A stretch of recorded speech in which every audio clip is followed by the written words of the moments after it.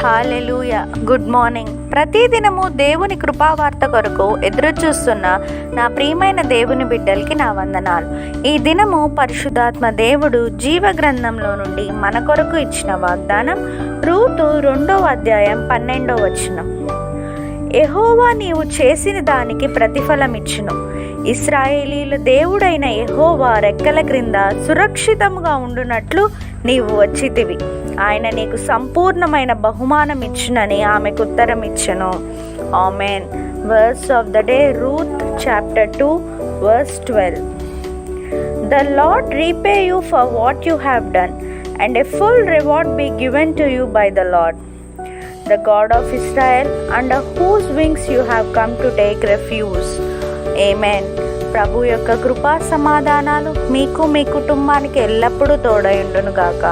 ఈ వాగ్దానం విన్న మీ అందరినీ శాశ్వతమైన ప్రేమతో ప్రభు ప్రేమించును గాక.